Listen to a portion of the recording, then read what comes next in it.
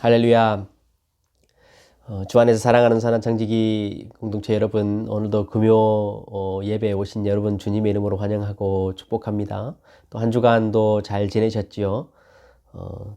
요즘 날씨가 또 계속 참 많이 좋습니다. 그리고 이제 코로나 케이스도 좀 많이 떨어진 것 같고 백신 맞는 것도 활발하게 진행되고 있는 것 같습니다. 우리가 좀 더 힘을 내서 좀 더 기도하고 또 잘 준비해서 우리가 함께 이 시즌을 잘 넘겼으면 또 좋겠습니다.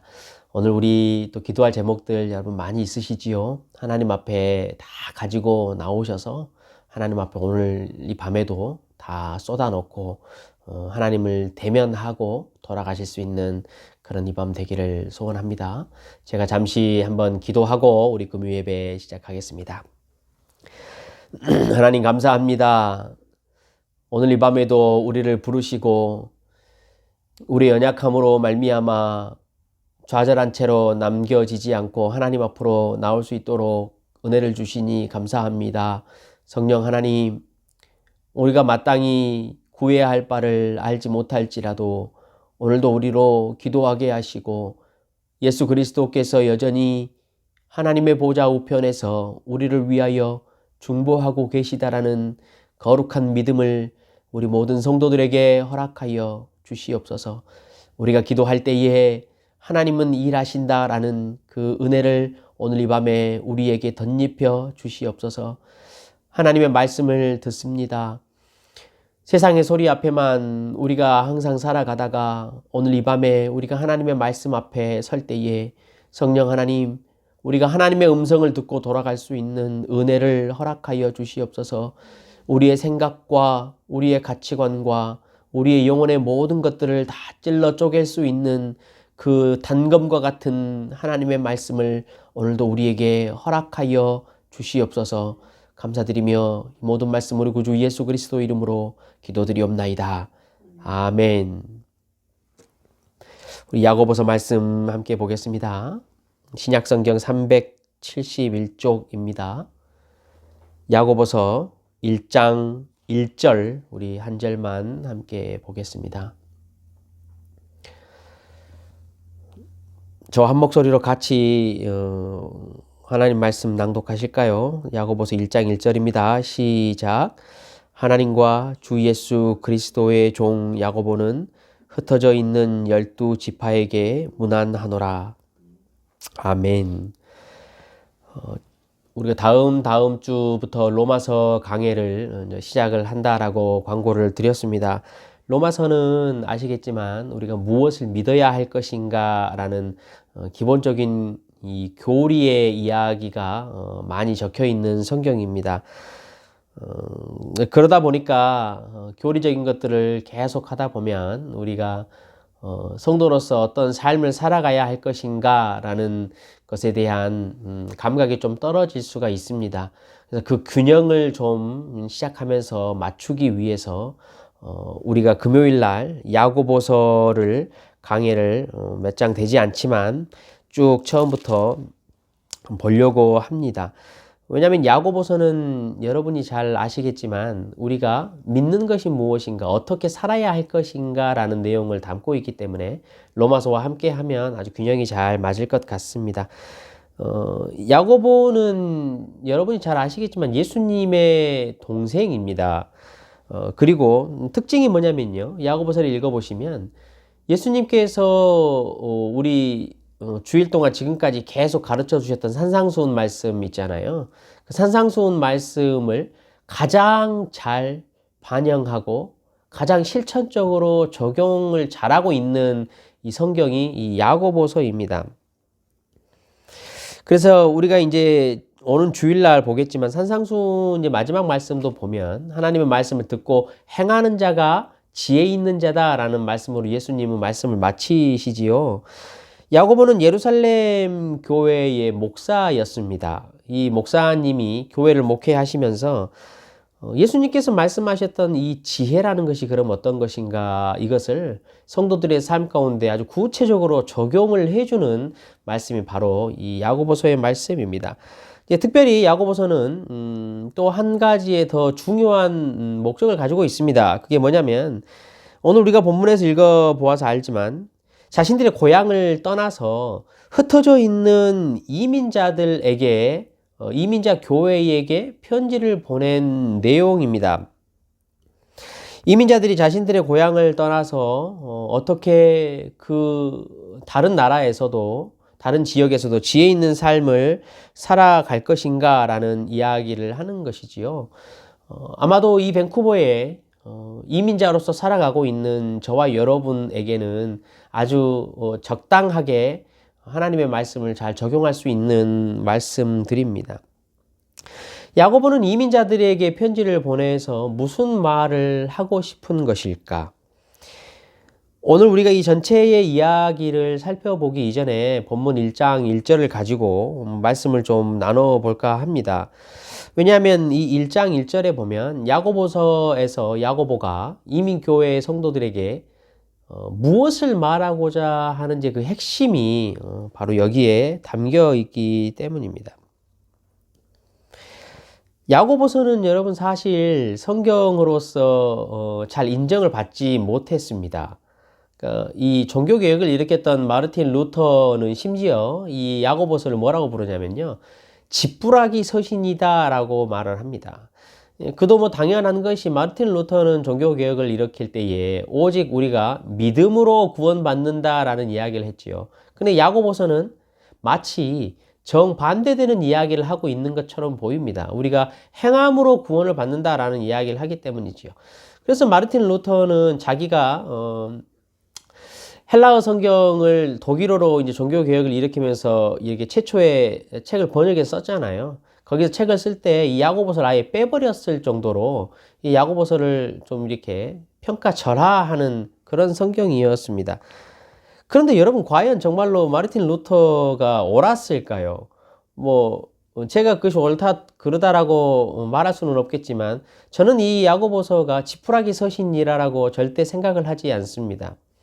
만약에 제가 확신하건대 이 시대의 교회들이 이 야고보서의 이야기를 정말로 우리가 로마서나 기타 다른 중요하게 생각하는 성경만큼 우리가 읽고 묵상하고 우리의 삶에 적용하고 잘 배웠다면 이 시대의 교회가 이렇게까지는 망가지지 않았을 것이다. 저는 그렇게 확신합니다.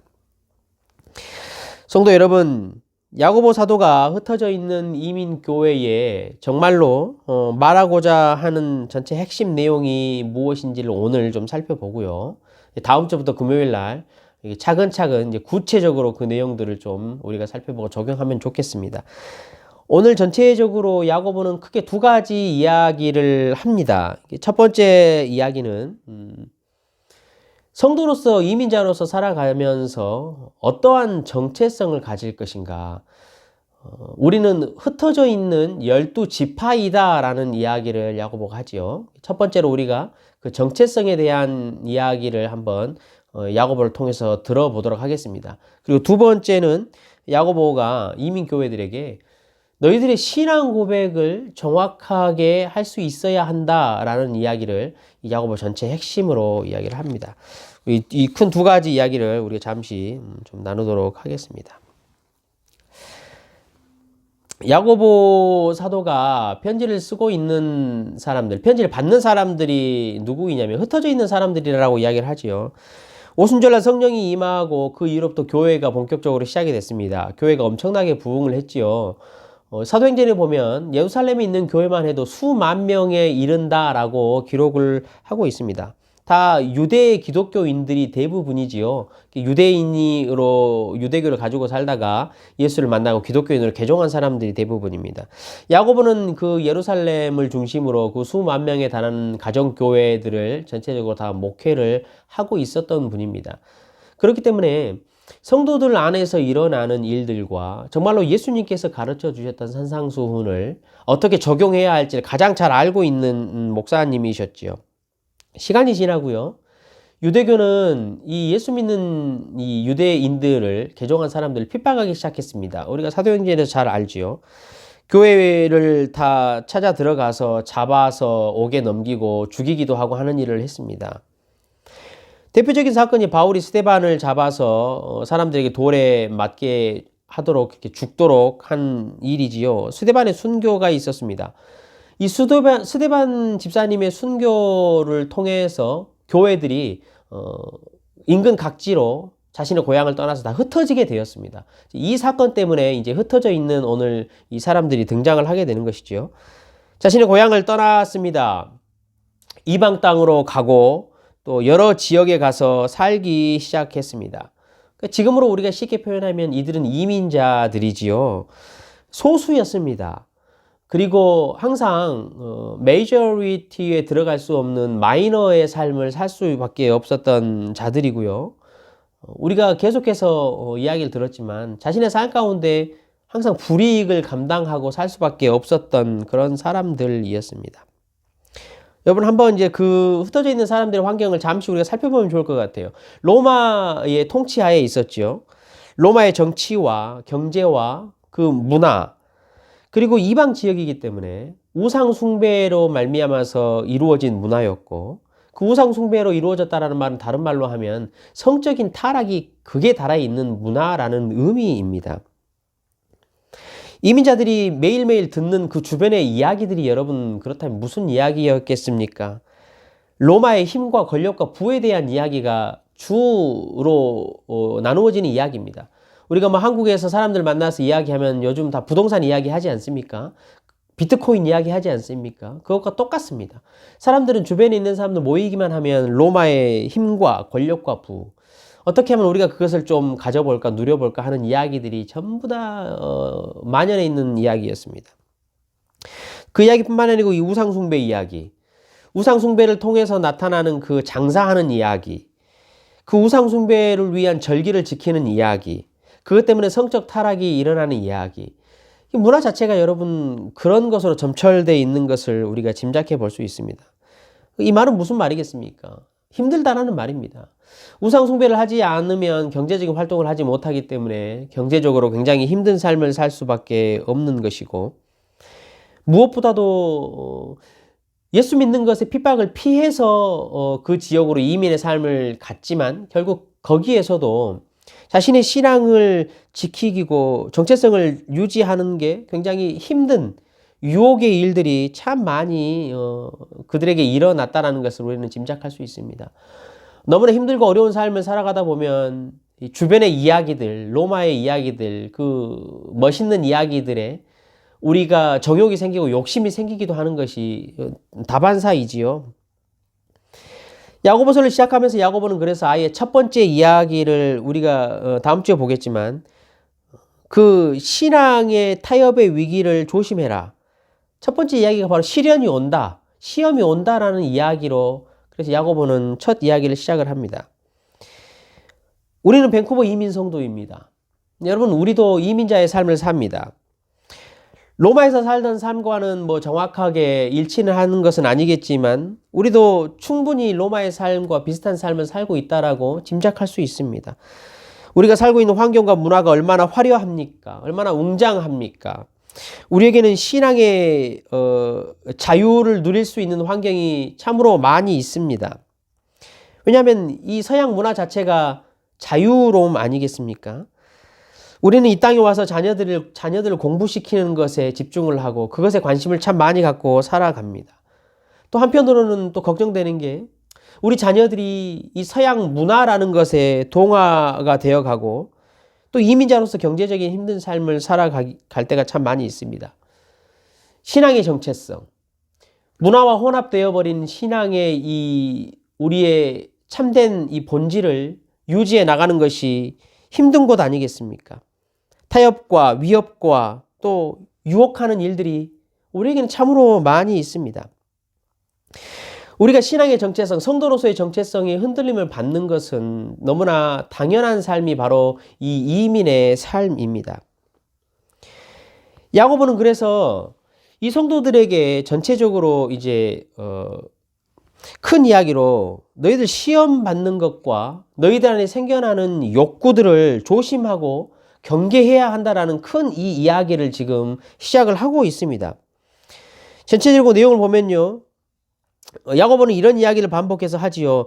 너희들이 욕심이 생기기 때문에 시험이 든다라는 이야기를 합니다. 바로 욕심을 경계하는 것이지요. 그리고 2장과 5장에 보면요. 너희들이 마음에 욕심이 생기기 때문에 회당에 예배를 하러 들어가서 보면 가난한 자와 부한 자를 차별하는 일까지 너희들에게 생긴다라는 이야기를 합니다. 4장에는요. 너희들이 기도를 할 때도 심지어는 정욕을 위해서 구하는 기도까지 하게 된다. 그것을 경계해라라는 이야기를 계속해서 합니다. 또 3장에도 보면 공동체 안에 너희들이 그 욕심이 생기기 때문에 다른 사람들을 시기하고 질투하는 일이 생긴다라는 이야기를 하고요. 결국은 이제 이런 욕심과 정욕과 유혹에 빠지다 보니까 이제 이 야고보서에서 하는 핵심적인 이야기가 있지요. 너희들이 행함이 없는 껍데기의 믿음만을 가지게 되는구나라는 이야기를 야고보는 경계하면서 이야기를 합니다. 그러면서 이야기를 하지요. 너희들 두 마음 품지 말아라. 두 마음 품는 순간 하나님으로부터 멀어진다라는 이야기를 합니다. 1장에 기록되어 있습니다. 또 1장에는 너희들이 욕심을 갖게 되면 그것이 죄를 낳고 결국에는 그것이 사망에 이르게 된다라는 이야기를 합니다. 또 3장에 보면요. 귀신의 지혜를 너희들이 받을 수 있다. 그 귀신의 지혜의 유혹을 조심해라 라고 말하면서 하나님께 지혜를 구해라. 너희들이 인내해라. 후히 주시는 그 하나님 앞에 너희들이 기도해서 그 지혜를 받으라 라는 이야기를 전체적으로 합니다. 지금 이 야고보가 이 이야기를 이제 전체적으로 성경에서 하는 그 근본적인 목적이 바로 이제 너희들의 정체성이 무엇인지, 너희들이 누구인지를 기억하라라고 첫 번째 오늘 본문에서 말하는 이유입니다. 뭐라고 이야기를 하죠? 흩어져 있는 12지파다라고 정체성을 이야기를 해줍니다. 너희들은 지금 욕심과 정욕에 흔들리고 빠지는 삶이 아니고 흩어져 있지만 너희들이 12지파이다라는 것을 기억해라라는 정체성을 확인해 줍니다. 이게 무슨 말입니까? 12지파라는 말은 원래 사용하지 않습니다. 왜냐하면 이미 예수님께서 오시어서 12지파의 개념은 기독교에서는 사라집니다. 왜냐하면 이제는 모든 믿는 자들이 예수 그리스도의 백성이기 때문이지요. 그럼에도 야고보는 이 12지파이다라고 기독교인들에게 말하는 이유가 뭐냐면 이미 하나님께 선택된 백성들이다라는 의미를 말하고 있습니다.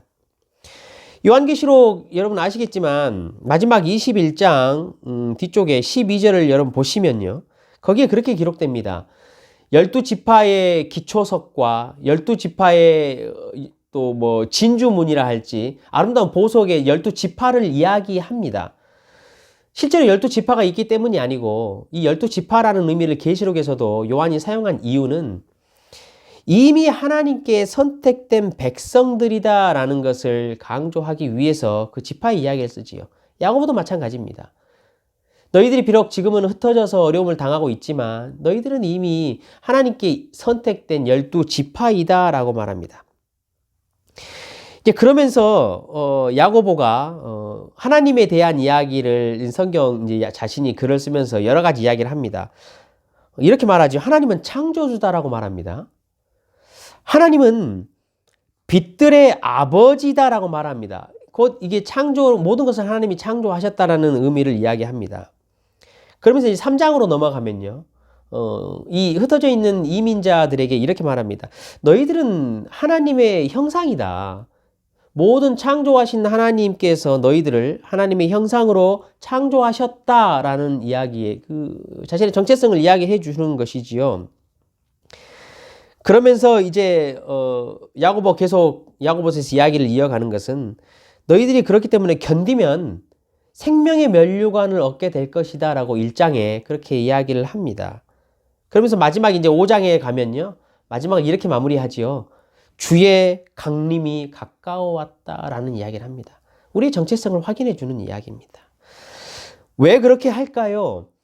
야고보는 왜 이렇게 편지를 전체를 시작하기 이전에 12지파이다라는 정체성을 확인해 주고 싶은 걸까요?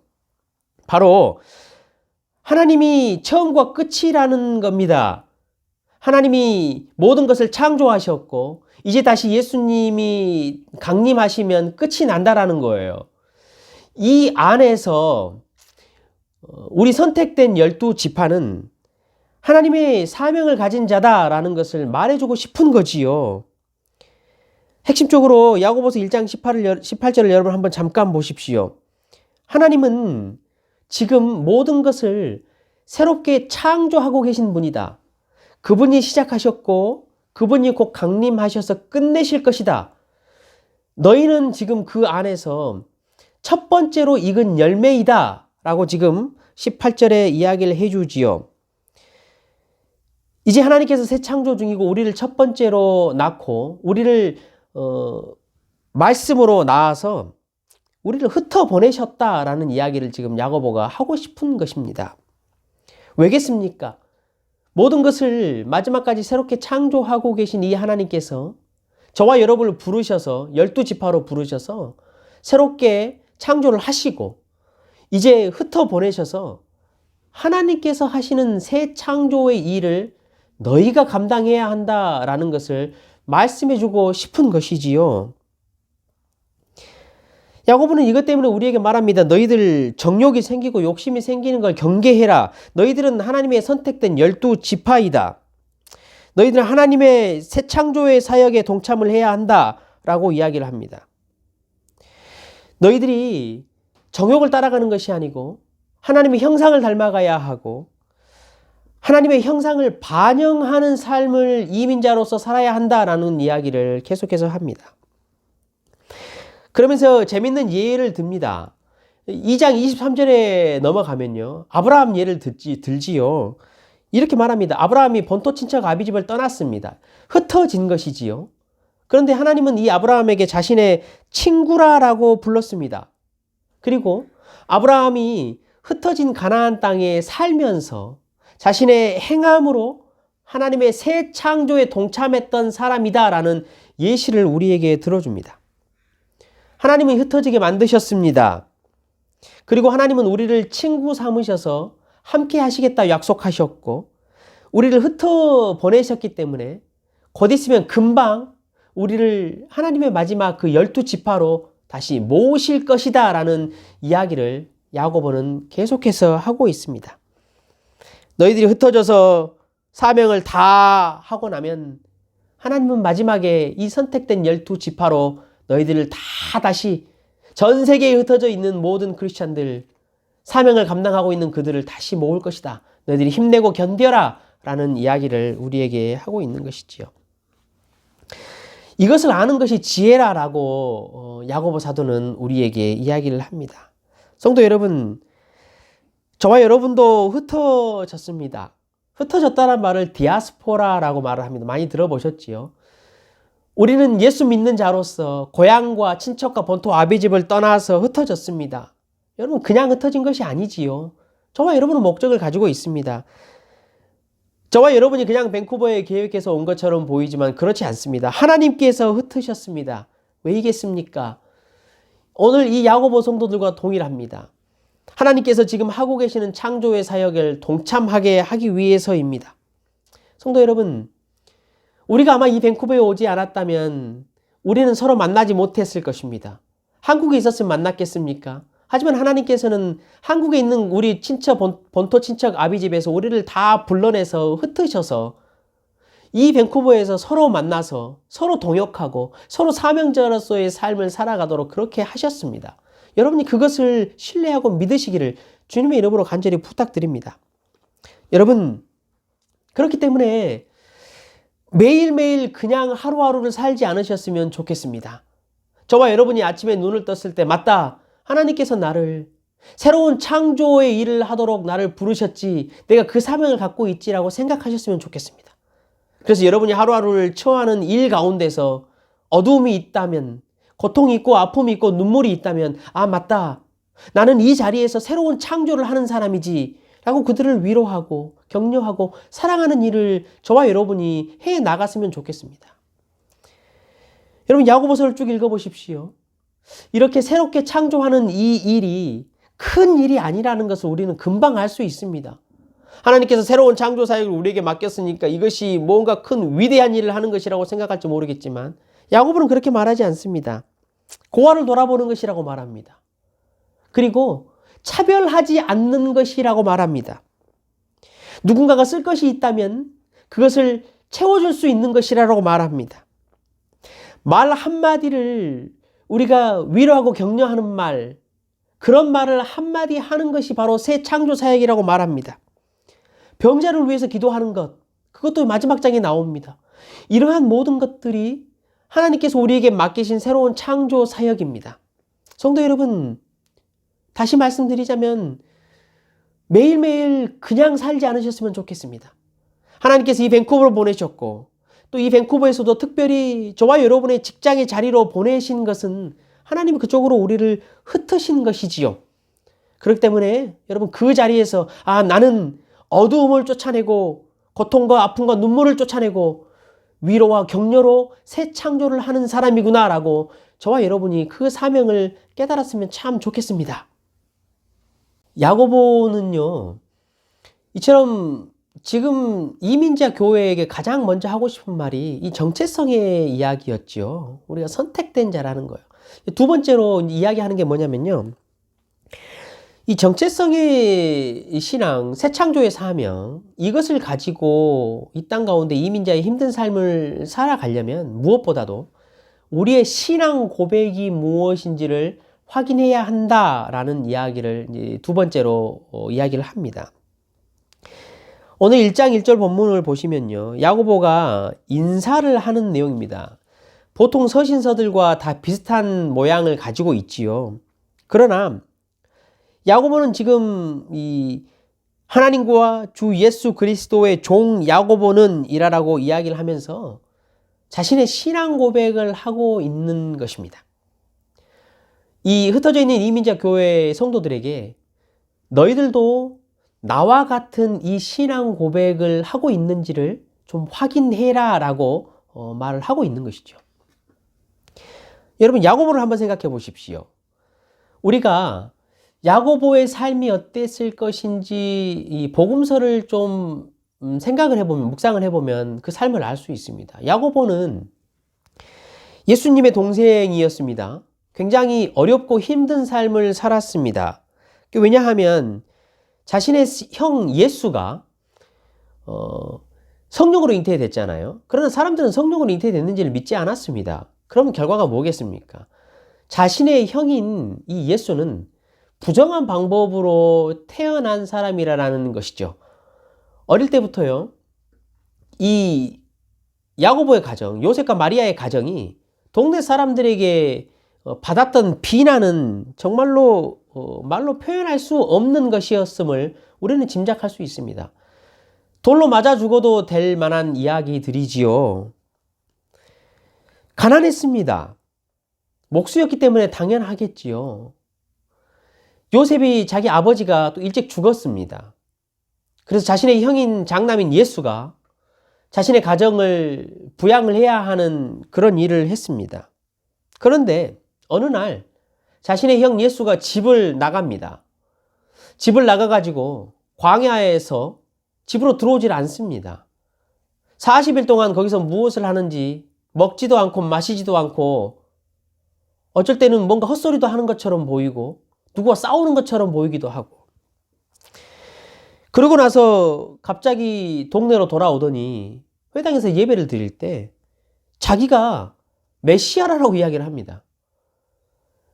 구약 성경 2000년 동안 사람들이 기다리는 메시아가 자신이라고 이야기를 하고, 그 유대인들의 가장 존엄인 율법과 성전을 반대하는 가르침을 가르칩니다.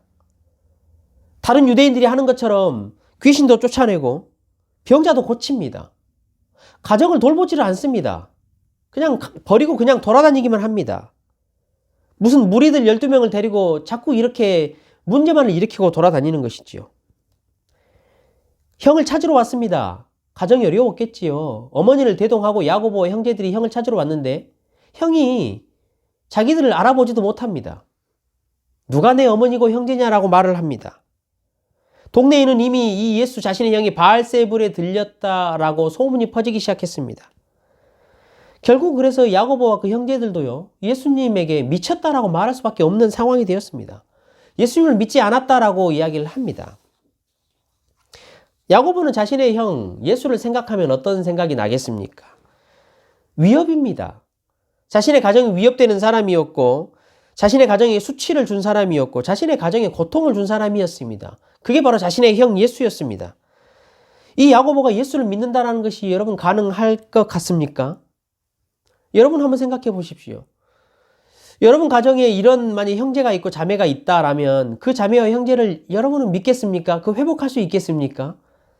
그런데 야고보는 오늘 뭐라고 고백합니까? 자신의 형 예수를 형이라고 말하지도 않고 그냥 예수 그리스도라고 말합니다. 그리고 자신을 이 예수님의 자신의 형의 종이라고 이야기를 합니다. 이 예수님을 하나님이라고 고백을 합니다.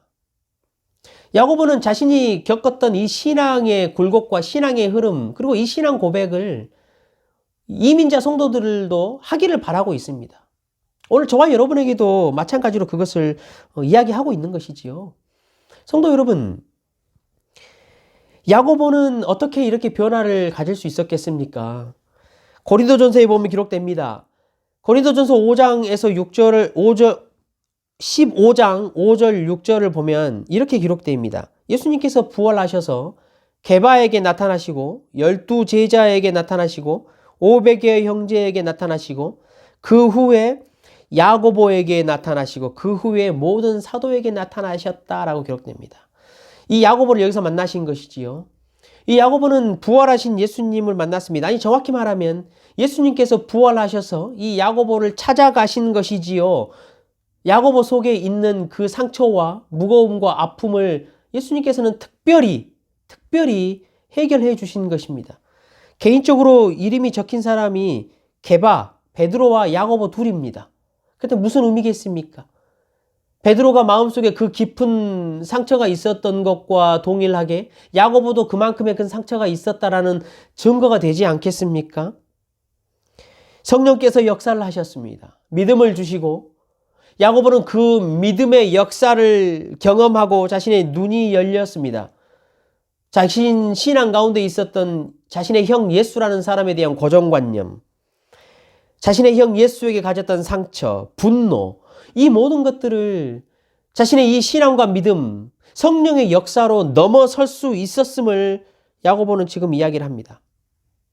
여러분, 인간에게 가장 어려운 일이 무엇입니까? 저는 그렇게 생각합니다. 인간이 하루하루를 살아가면서 가장 극복하기 힘든 것은 바로 자신의 선입견입니다. 아니면 자신이 마음속에 깊이 상처를 받고 마음속에 가지고 있었던 이 트라우마, 이러한 것들을 깨끗하게 벗어나서 넘어서는 것, 이것이 가장 어렵다라고 저는 확신합니다. 이것은 정말로 성령의 역사와 성령으로부터는 이 믿음의 역사가 있지 않고서는 도저히 불가능한 것이지요. 야고보는 이 신앙을 통해서 예수님께서 주셨던 말씀을 통해서 자신의 내면에 있었던 아주 오래되고 아주 두껍고 아주 어둡고 아주 무서웠던 그 상처들, 아픔들을 깨트려 버렸습니다. 그렇기 때문에 그 안에서 인간의 가장 어려운 것들을 다 깨트려 버리고 뚫고 나오고 보니까 이제 보이기 시작한 것이지요. 그 예수라는 사람이 정말로 메시아고 그리스도이고 나의 왕이시였구나. 여러분, 이게 진짜 신앙의 힘입니다.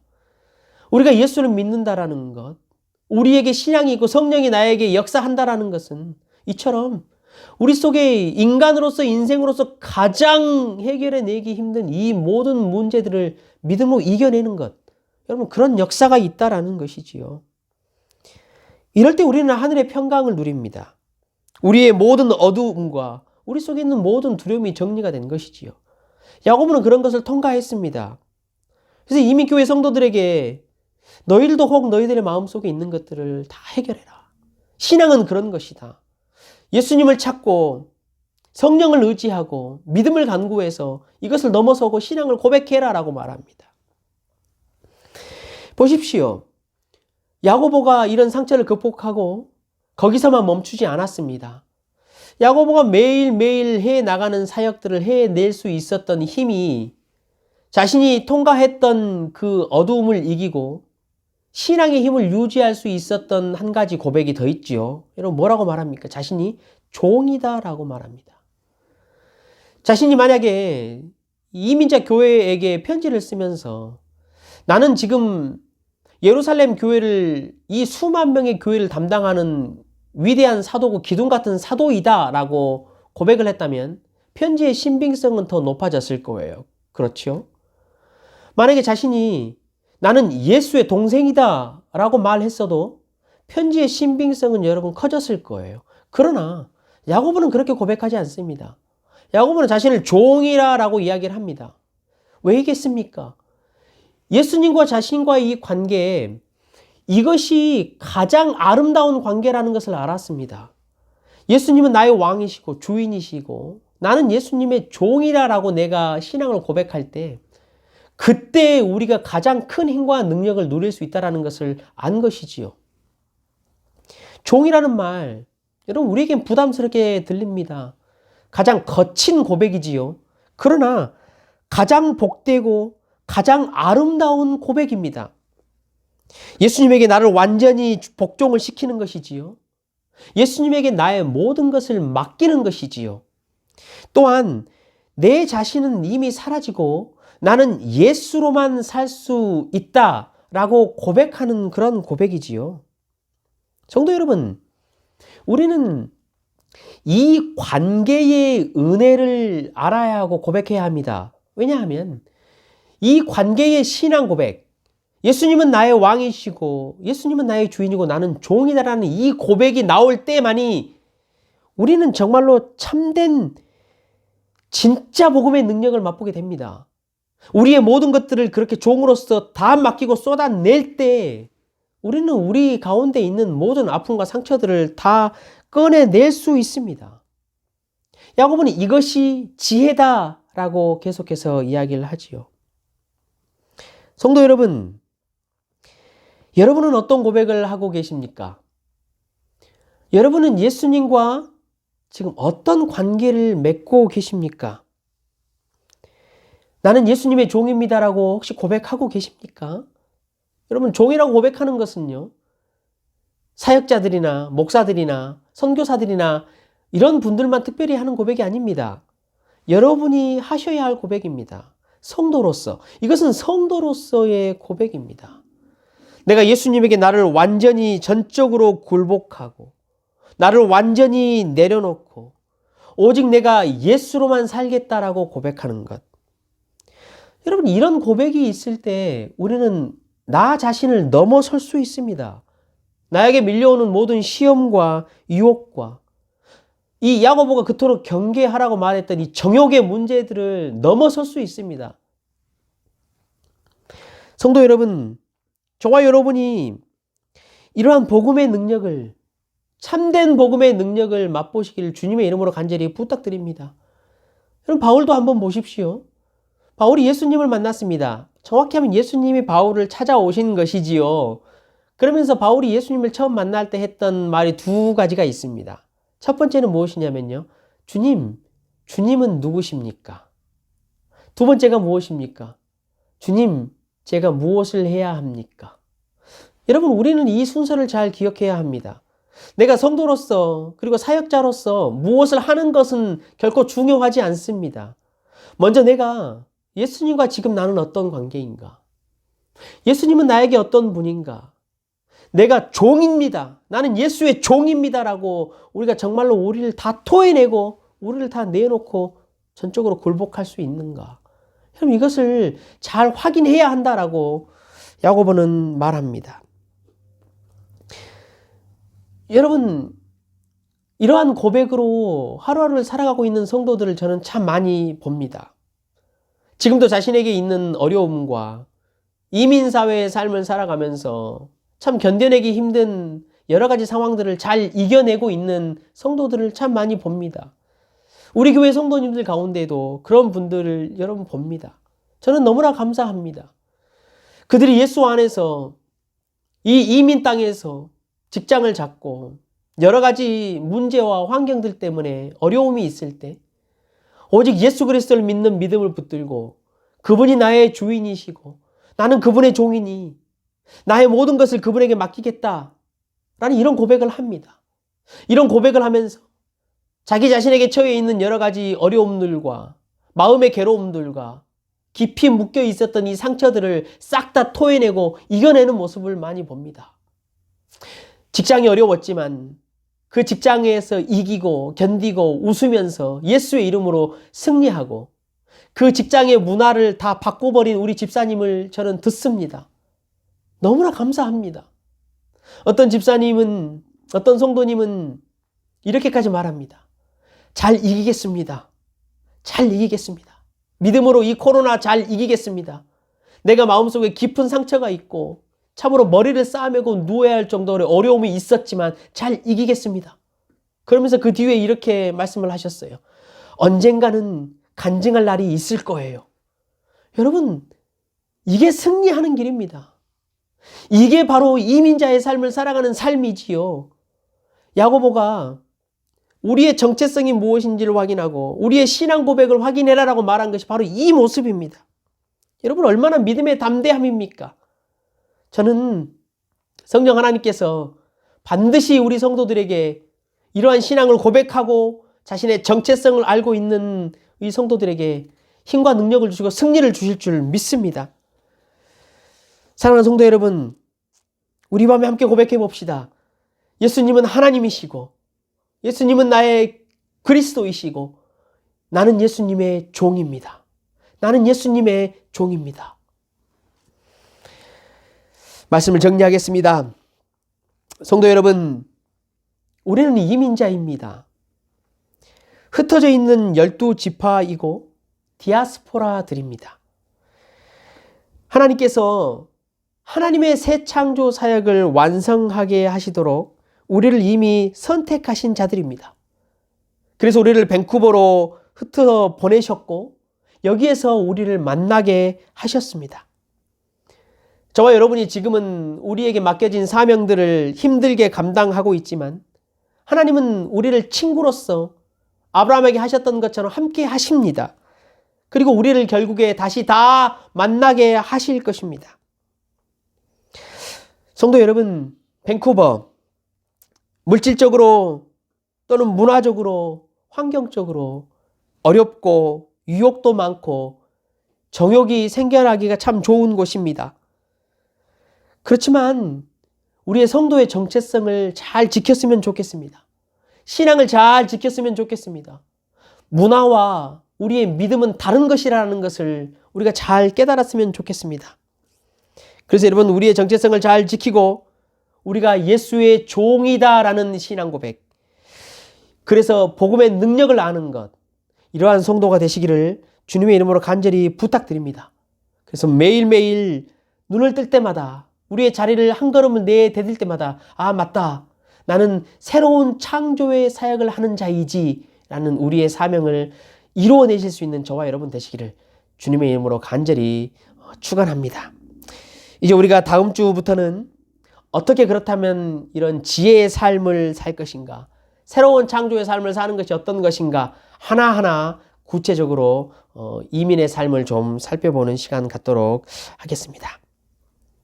이 시간에 우리 한번 같이 여러분 기도합시다. 기도 제목 몇 가지 드리겠습니다. 오늘 야고보가 이야기했던 것처럼 두 가지입니다. 우리의 정체성, 우리가 선택받은 하나님의 12지파라는 이 정체성을 하나님 내가 확인할 수 있도록, 내가 그런 사명자라는 것을 알 수 있도록 해주십시오라고 여러분 그렇게 첫 번째 기도합시다. 그리고 두 번째, 내가 예수님만이 나의 왕이시고 나는 예수님의 종이라는 신앙 고백. 이 신앙 고백이 우리의 입에서만 나오는 것이 아니고 우리의 전 삶을 통해서 우리의 속에서 다 끌어져 나올 수 있는 그런 신앙 고백이 될 수 있도록 우리가 그렇게 하나님께 성령에게 믿음을 간구합시다. 그래서 내가 새 창조의 사역에 동참하는 사명을 잘 감당할 수 있도록 해주십시오라고 이 시간에 말씀을 붙들고 함께 기도합시다. 그리고 여러분 기도 제목 또 있으시죠? 개인적인 기도 제목들 여러분 함께 또 기도해 주시고요. 저희 교회 지체들, 또 비즈니스, 직장, 또 우리 자녀들 공부, 자녀들의 신앙, 그래서 여러분 기도해 주시고요. 또 코로나로 인해서 고통받고 있는 세계 열방 우리 잘 기억하시고 함께 좀 기도해 주시면 좋겠습니다. 그리고 백신이 좀 잘 맞춰지고 사이드 이펙트 없이 정리가 되고 또 이 선진국이라고 말하는 그 지역뿐만이 아니고 빨리 저 어려운 지역까지도 이것들이 잘 전달될 수 있도록 우리가 그렇게 함께 좀 기도하면 좋겠습니다. 우리 시간에 잠시 한번 같이 기도하고 여러분 계속해서 여러분 기도로 오늘 금요를 마치면 참 좋겠습니다. 기도합시다. 함께 기도합니다. 하나님 아버지 감사합니다. 우리를 하나님께서 부르시고 우리를 선택된 12지파라고 말씀해 주시고 우리를 하나님 앞에 택함 받은 자라고 창조의 사명을 맡겨주신 것 하나님 너무나도 감사를 드립니다. 하나님 우리가 이 사명을 잘 감당할 수 있도록 날마다 깨어있을 수 있도록 성령 하나님 믿음을 허락하여 주시옵소서. 하나님 우리가 거기서 멈추는 것이 아니고 우리의 신앙 고백을 하나님 앞에 날마다 확인할 수 있도록 역사하여 주시옵소서.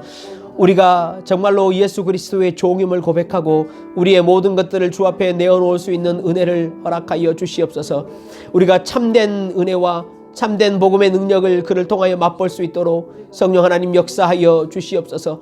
우리가 날마다 눈을 뜰 때에 우리에게 맡겨진 새 창조의 사명들을 잘 감당할 수 있도록 하시고 우리의 신앙 고백을 잘 확인할 수 있도록 성령 하나님 역사하여 주시옵소서. 우리에게 믿음의 담대함을 허락하여 주시옵소서. 우리의 마음속에 무거운 것들과 짐진 것들을 다 뛰어넘을 수 있는 은혜를 허락하여 주시옵소서. 이것이 신앙의 힘이고 믿음의 힘임을 우리가 고백하오니 성령 하나님 역사하여 주시옵소서. 성령 하나님 우리 선한 청지기들에게 일하여 주시옵소서. 하나님 코로나로 인하여 절망과 낭만 가운데 빠져있는 세계 열방을 성령께서 위로하시고 격려하여 주시옵소서. 하나님 저 인도 땅과 미얀마 땅과 저 이스라엘 땅의 내전을 하나님께서 살펴봐 주시옵소서. 하나님 그들에게도 평화와 은혜를 허락하여 주시옵소서. 예수 그리스도의 복음을 전할 수 있는 은혜를 허락하여 주시옵소서. 하나님 백신이 지금 진행되고 있으나 하나님 저 개발도상국과 하나님 저 후진국이라고 말하는 어려운 곳에는 하나님 그 백신이 잘 들어가지 못하고 어려움이 처해 있습니다. 성령 하나님 일하여 주시옵소서. 성령 하나님께서 이 모든 것들을 주장하시고 계시니 이 하나님의 역사를 통하여 우리가 하나님의 일하심을 깨닫고 볼 수 있는 은혜를 주시옵소서. 그래서 오늘 우리가 새 창조의 삶을 감당할 수 있는 역사를 우리에게 허락하여 주시옵소서. 그렇게 하나님 일하여 주시옵소서.